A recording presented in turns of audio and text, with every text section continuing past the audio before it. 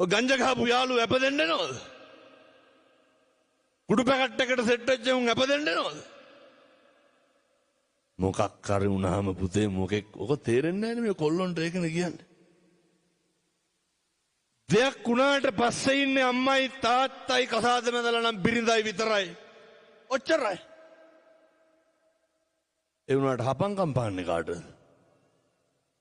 අම්මටයි තාත්තටයි බිරිඳටයි. අම්මා තාත්තා එක්ක හරි හොඳට ඉන්න. නේ ඔය හරි ආදරෙන් ගෙවල් වල අම්මා තාත්තා එක්ක ඉන්න ඕනේ. මම මේ අලුත්ගම තරුණ මහත්තුරුන්ට පොඩි යෝජනාවක් කරනවා.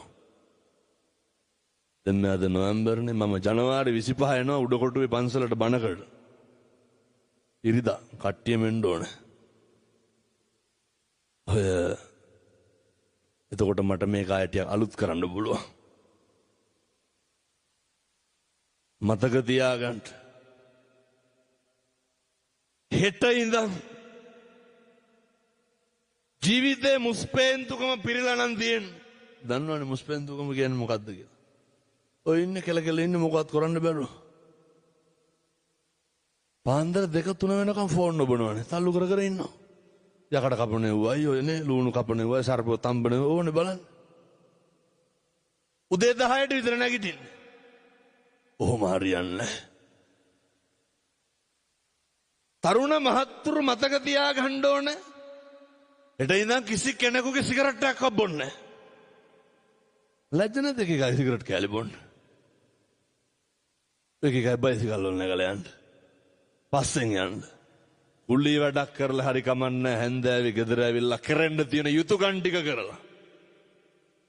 ඔය සමහර තාත්තලා බලන්නකො වැඩ ඇරිලා එනවයි යනවයි දෙකම එකයිනේ. තාත්තලා හිතන් ඉන්න පොරවල් ගියේ නැත්නම් අරුන්ට වෙරි වෙන්නේ නැහැ කියලා. කාටද යාළුවන්ට?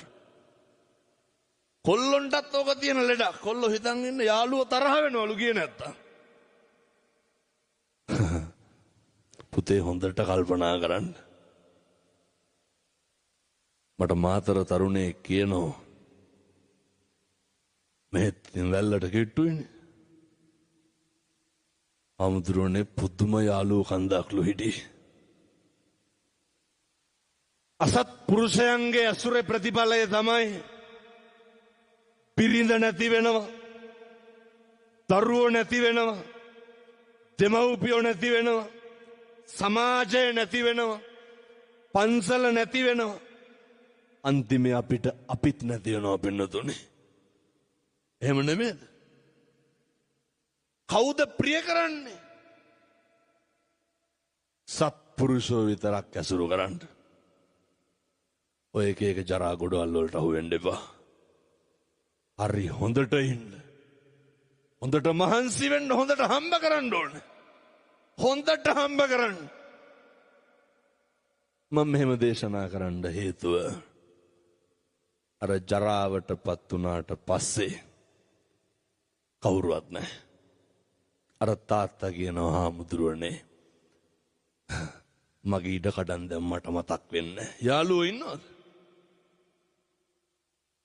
අර තරුණ මේක ටිකක් හොඳට මතක තියාගන්න ඕන. ඔය හැම සතියන්තෙම ටවුන් එකට යන්න බෑනේ ඇයි? ළමයි පන්ති ඇවිල්ලා. අනේ මෙහෙ ගොම් පැටව කොල්ලෝ ඉන්නවා. එහුන් අත කපා ගන්නවා පොඩ්ඩ බැයින. දැකලා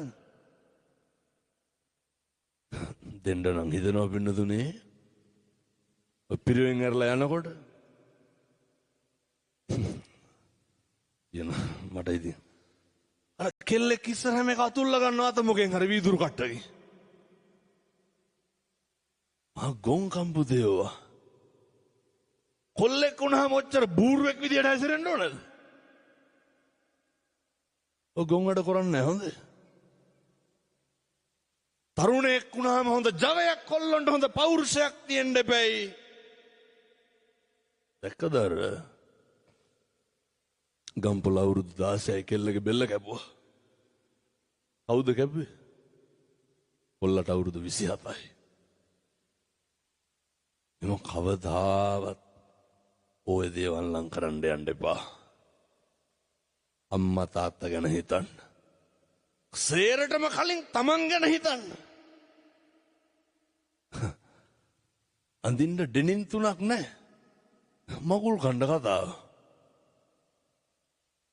මේ පින්නතුනේ මේ සාජහල්ලා වෙන්න හදනවානේ.